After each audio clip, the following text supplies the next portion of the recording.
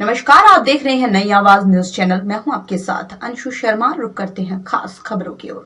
उत्तराखंड सरकार भले ही सरकारी स्कूलों को बेहतर बनाने के लाख दावे करती हो, लेकिन आज भी सरकारी स्कूल पूरी तरह से बदहाल बने हुए हैं। इन स्कूलों में साफ सफाई तक का कोई भी उचित इंतजाम नहीं है। बच्चों के लिए पेयजल का भी यहाँ यही हाल है। गंदगी के अंबार भी लगे हैं। उत्तराखंड सरकार सरकारी स्कूलों को बेहतर करने में करोड़ों बजट खर्च कर रही है। जल्दी सरकारी स्कूलों के बच्चे प्राइवेट स्कूलों से बेहतर नजर आएंगे, ये कहना है मुख्य शिक्षा अधिकारी के गुप्ता का। हालांकि कुछ कंपनियों ने अपनी सहमति भी दे दी है। जल्दी सरकारी स्कूल नए लुक में नजर आएंगे। गौरतलब है, हरिद्वार जिले के सरकारी स्कूलों की हालत बेहद खराब बनी हुई है। साफ सफाई के नाम पर स्कूलों के शिक्षक मजबूर हैं। सफाई के लिए सरकार ने बजट की कोई व्यवस्था नहीं की हुई है, तो कहीं कहीं तो मासूम बच्चों से ही साफ सफाई का कार्य लिया जाता है। सरकारी स्कूलों की दुर्दशा सरकारी दावों की पोल खोलती है। अब देखना यह है कि आखिर कब तक सरकारी दावे सच होते हैं और सरकारी स्कूल कब नए लुक में नजर आएंगे। रुड़की से आरिफ नियाजी की रिपोर्ट। बहुत बड़ा डिपार्टमेंट है और क्योंकि स्कूलों की संख्या भी बहुत रहती है, तो एक साल में ही हम पूरी काया पलट कर देंगे, वो संभव नहीं है। जैसा कि हमारे माननीय मुख्यमंत्री जी ने घोषणा भी की थी कि हम सभी विद्यालयों को टाट पट्टी मुक्त कर देंगे, कंप्यूटर भी कर देंगे, और वो हर साल सरकार के स्तर से बजट जारी किया जा रहा है। फर्नीचर और कंप्यूटर की सुविधाएं भी उपलब्ध कराई जा रही हैं।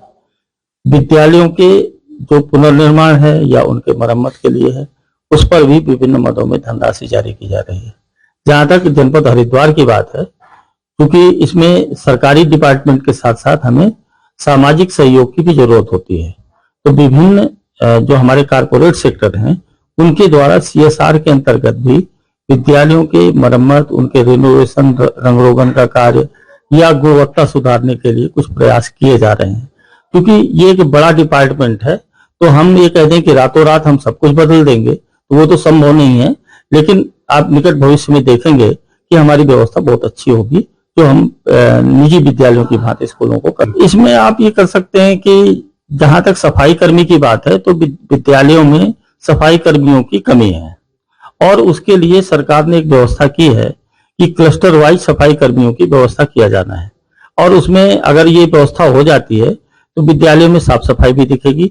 रह गई शौचालय की बात और पेयजल की बात, तो हमारे जिले में कोई स्कूल ऐसा नहीं है कि जहां पेयजल या शौचालय या बिजली की व्यवस्था ना हो। साफ सफाई के लिए स्थानीय स्तर पर यदि स्वीपर या सफाई कर्मी उपलब्ध होते हैं तो विद्यालय विकास अनुदान या कार्यालय व्यय में धनराशि आती है, तो मानदेय के आधार पर वो साफ सफाई की व्यवस्था उनके द्वारा कराई जाती है। अब देखिए, रोज तो क्योंकि जहां तक साफ सफाई की बात है, एक बृहद स्तर पर जब सफाई होती है जिसमें थोड़ा श्रम जैसा कुछ बात होती है, तो वहां पर तो सफाई कर्मी जो मानदेय के आधार पर करते हैं या दैनिक मजदूरी के आधार पर, तो उससे करा ली जाती है। लेकिन सामान्य साफ सफाई कक्षा कक्ष की है, टेबल कुर्सी है, जो कुछ भी है, तो टीचर और छात्र मिल करके उसका कर देते हैं। तो देखिए, जहां तक ये बात है कि झाड़ू जो श्रम की बात है, श्रम जैसी कोई चीज नहीं है कि अगर वो कमरे की सफाई कर रहा है, कमरे के कागज या उस तरह की चीजें हैं हटा रहा है, तो मुझे नहीं लगता कि उसमें कोई बहुत बड़ी बात है। अच्छा है, साफ सुथरे में बैठेंगे, टीचर भी हमारा कर रहे हैं, वो भी कर रही हैं, तो सब लोग मिलकर कर रहे हैं। छोटे छोटे मासूम बच्चों की उनसे कोई ऐसा काम नहीं कराया जाता कि उस पर कोई ऐसी बात हो। केवल उनकी टेबल कुर्सी या कक्षा कक्ष को कर लेते हैं, तो मुझे लगता है सदन वाइज बटे हुए हैं और सदनों के द्वारा उनके कराया जाता है कि सामूहिक में तो सब जगह बन रहा है। कहीं कहीं पर स्थिति आती है, वो समय समय पर निर्देश भी देते हैं कि भोजन मेन्यू के अनुसार खाना बनाया जाए। जो भोजन माताएं हैं वो साफ सुथरा अपना भोजन तैयार करें, मेन्यू के अनुसार तैयार करें और उनको परोसा जाए।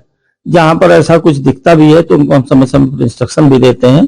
अभी पिछले दिनों भी मेरे द्वारा कुछ विद्यालयों का निरीक्षण किया गया था, तो वो दूरस्थ क्षेत्र में जो टोंगिया क्षेत्र है, वहां क्योंकि मैंने जो स्थिति देखी कि वहां कई विद्यालयों में सब्जी नहीं बन रही थी, जबकि इंस्ट्रक्शन हमारे द्वारा जारी किए गए थे, तो उनके द्वारा तमाम तरह के बहाने या कारण बताए कि नहीं बनाया गया, तो उनको हमने एक कड़ी चेतावनी भी जारी की है। बताइए ना, मन नहीं देखा। आज तक भी नहीं, सर वहां के स्कूल की जो हालत देखी है आपने? चलिए देख लेंगे।